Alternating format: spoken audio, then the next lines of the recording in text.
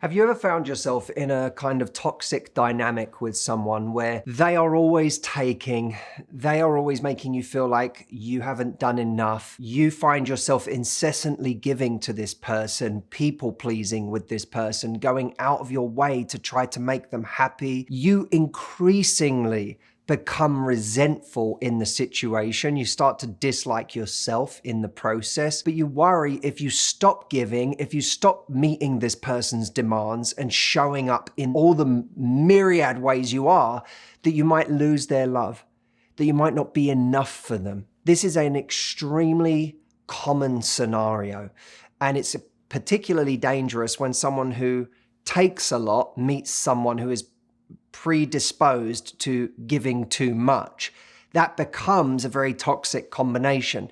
We can get into the kind of language issue of constantly labeling everyone toxic all the time. And that, I think, is a dangerous thing to do, because most people are not all good or all bad. Everyone is a combination of both. There are some pretty bad ones, don't get me wrong, but I've found, I don't know about you, but most people that I've ever known are a combination of good and bad. The problem is when we encounter someone where the dynamic between us and them is really bad, where it produces a kind of toxic result. And I'm going to give you 4 things today that will help you break free of a dynamic like this. And in the process, massively build your confidence and develop a better life and better relationships. Number 1, listen to your resentment, but be impatient with your complaining. The resentment is powerful. The resentment is telling you something feels wrong. This giving that I'm doing, something about it doesn't feel right. It feels like there is a complete asymmetry in what we're bringing to this relationship. You know, think about it. When we give to a charity, we don't feel resentful afterwards, do we? Because we feel it was just generosity. It was just giving. It was doing something good. So then why in this situation does the giving lead to resentment?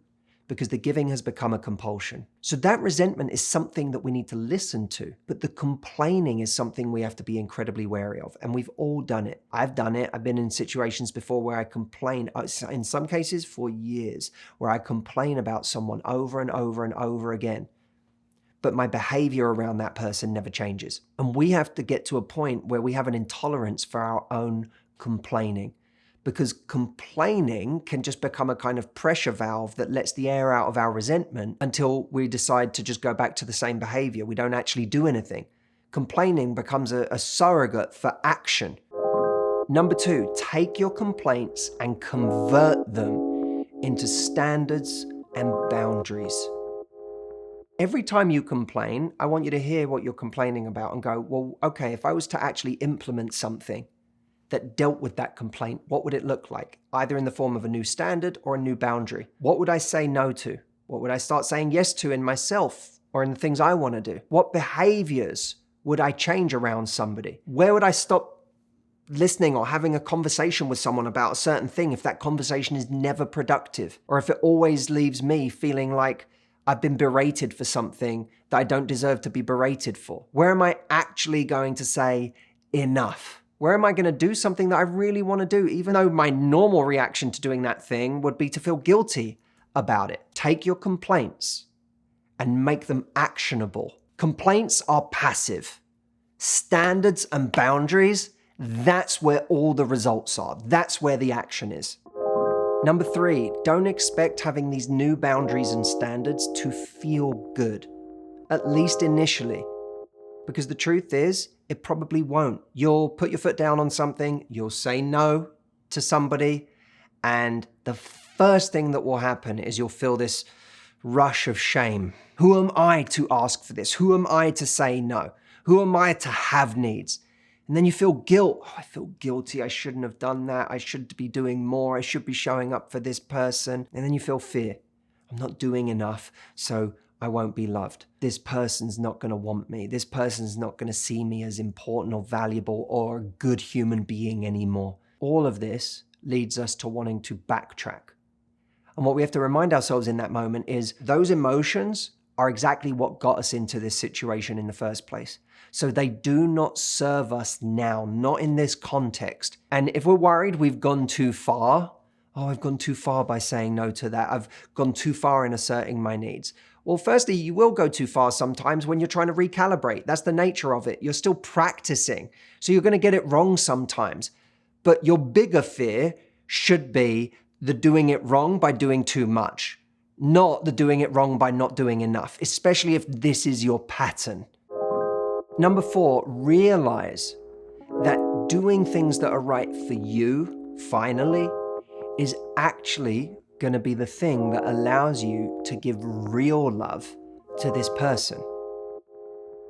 In other words, when you're free of the compulsion of giving out of obligation, you're free to give out of love. You're free to actually give authentically. And the irony is, I think, when you come from that place, you start actually thinking creatively about what would I like to do for this person?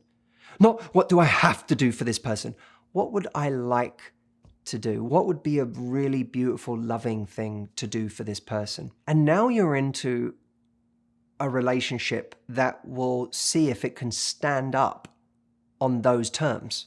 Because also, let's not forget, when you take away those things that you do compulsively with someone, they will now be confronted with who you are and loving you for who you are, not for what you do, not as a transaction, not loving you because they need you or because they're dependent on you or because they don't want the giving to stop, but just loving you for you.